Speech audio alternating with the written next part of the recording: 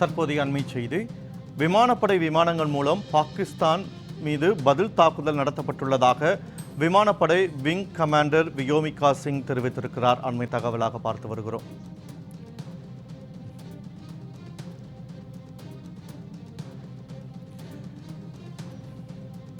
இது தொடர்பாக பேசுவதற்காக ஓய்வு பெற்ற உளவுத்துறையைச் சேர்ந்த திரு சுப்பிரமணிய அவர்கள் இணைப்பில் இருக்கிறார். அவரிடம் இது தொடர்பாக பேசலாம்.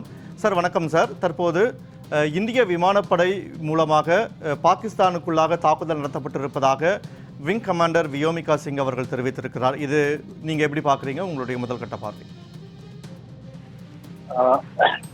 இப்போ ஸ்டெப் பை ஸ்டெப்பா எல்லாம் இந்த ஆப்ரேஷன்ஸ் வந்து இன்டென்சிஃபை ஆகிட்டே போயிட்டே இருக்குது.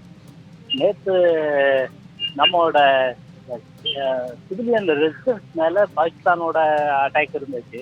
இப்போ நம்ம வந்து கைனடிக் அட்டாக்ஸ் வந்து இப்போ ஸ்டார்ட் பண்ணியிருக்காங்க. அதுல குறிப்பா வந்து ஏர்கிராஃப்ட் மூலியமாக அவங்களோட டெப்த் ஏரியாவில் வந்து அட்டாக் பண்றாங்க. நேற்று இதுல பார்த்தீங்கன்னா நீங்க இஸ்லாமாபாத், ராவல்பிண்டி, அப்புறம் சியால்கோட்டு, தென் கராச்சி, இந்த ஏரியாலெல்லாம் வந்து பயங்கரமான ஸ்ட்ரைக் பண்ணியிருக்காங்க. ஹியூஜ் லாஸ் கூட அவங்களுக்கு ஆயிருக்கு. மெயினாக அவங்க வந்து ஏர் பேஸும் இந்த ஆன்டி ஏர் டிஃபென்ஸ் சிஸ்டமோட சென்டர்ஸையும் வந்து அட்டாக் பண்ணியிருக்காங்க. இதில் எப்போ நம்ம சிவிலியன் அட்மெண்ட் மேலேயோ இல்லை ரெசிடென்சி காம்ப்ளெக்ஸ் மேலேயோ ஸ்ட்ரைக் பண்ண ஆரம்பிச்சாங்களோ அப்பத்துல இருந்து நம்மளோட ஏர் ஸ்ட்ரைக் வந்து இப்போ கொஞ்சம் இன்டென்சிஃபை ஆயிருக்கு சார்.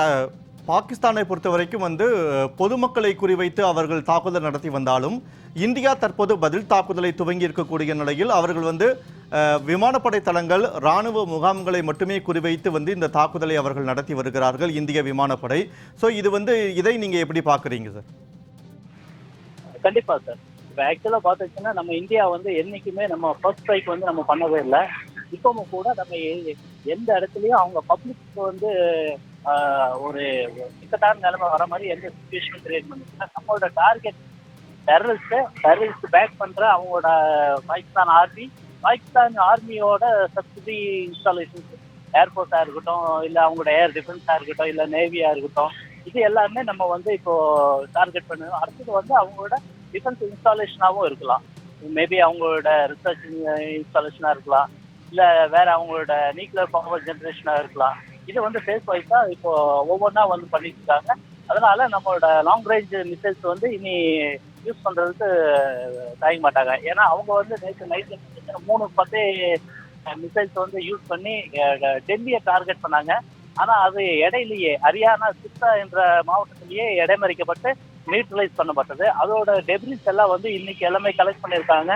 அது எல்லாமே இப்போ வந்து இன்டெலிஜென்ஸ் ஏஜென்சி கிட்ட வந்து ஹேண்ட் ஓவர் பண்ணியிருக்காங்க. இதை ஃபர்தரா வந்து இனி அனலைஸ் பண்ணுவாங்க. இது எந்த கண்ட்ரி, எந்த மேட்ச், அதோட பவர் என்ன, அது எல்லாமே இதுக்கப்புறம் ஒவ்வொன்றாவே நம்ம சொல்லுவாங்க சார். இது மட்டும் பார்த்தாச்சுன்னா அரௌண்ட் ஒரு 500-600 ட்ரோன்ஸ் அட்டாக் பண்ணியிருக்காங்க. அது மிசைல்ஸ் எடுத்தாலும் ஒரு 70-80 மிசைல்ஸ் வந்து இவங்க நம்ம மேலே ஸ்ட்ரைக் பண்ணியிருக்காங்க. ஆனால் அவங்க ஏவுன அத்தனையுமே நடுவானத்துல நம்மளோட ஆன்டி ஏர் டிஃபென்ஸ் சிஸ்டம்ஸ் வந்து அது இண்டிஜினியஸ் ஆகட்டும், இல்லை நம்ம ரஷ்யால இருந்து ப்ரிக்யூர் பண்ண S-400 ஆகட்டும், எல்லாமே நடுவானத்துல வந்து அவங்களோட அத்தனை முயற்சிகளை வந்து நியூட்ரலைஸ் பண்ணியிருக்காங்க சார். சார், பாகிஸ்தானை பொறுத்த வரைக்கும் வந்து அவர்கள் வந்து பொதுமக்களை தான் குறிவைத்து தாக்குதல் நடத்தி வருகிறார்கள்.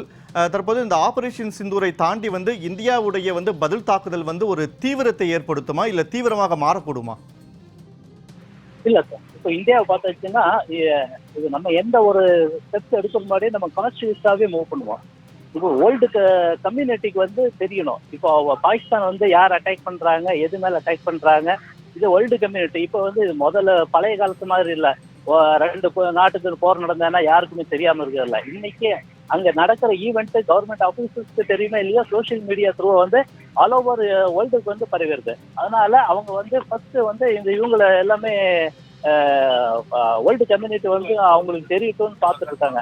ஒன்ஸ் வேர்ல்டு கம்யூனிட்டிகிட்ட ரீச் ஆயிடுச்சுன்னா இவங்க பாகிஸ்தான் வந்து டார்கெட்டடா ஒரு பர்டிகுலர் ஏரியாவில் வந்து எந்த இடத்துல டென்ஸ் பாப்புலேஷன் இருக்கோ அந்த ஏரியாவில் அட்டாக் பண்றாங்கன்னு அது ஒன்ஸ் வேர்ல்டு கம்யூனிட்டிக்கு தெரிய வந்ததுன்னா அடுத்து ஃபர்தரா நம்மளோட ஸ்ட்ரைக்கிங் இது வந்து டிஃப்ரெண்டாகவே இருக்கும் சார்.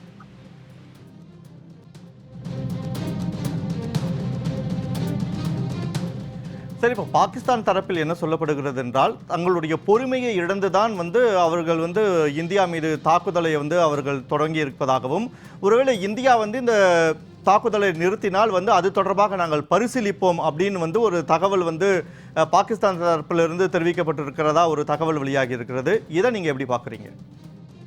சார், பாகிஸ்தான் பொறுமை இழந்ததா இல்லைங்க. இப்ப அவங்ககிட்ட இருக்கிற ரிசர்வ்ஸ் எல்லாமே காலி ஆயிட்டு இருக்குது. இனி அடுத்தது ஒரு 1 day 2 daysக்கு அவங்ககிட்ட அமுனிஷன் கிடையாது.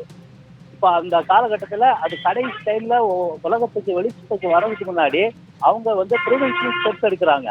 இந்த ப்ரிவென்ஷன் ஸ்டெப்ல இதுவும் ஒரு அங்கங்க. இப்போ அவங்க நாங்க இந்தியாவுக்கு ஒரு ஆப்பர்ச்சுனிட்டி கொடுக்குறோம், இந்தியாக்காரன் எங்களை இப்போ இது பண்ணோம், ஸ்டாப் பண்ணோம், இந்தியா ஸ்டாப் பண்ணிச்சுன்னா நாங்களும் ஸ்டாப் பண்ணுவோம் அப்படிங்கிற ஒரு மைண்ட் செட்டப்புக்கு கொண்டு வருவாங்க.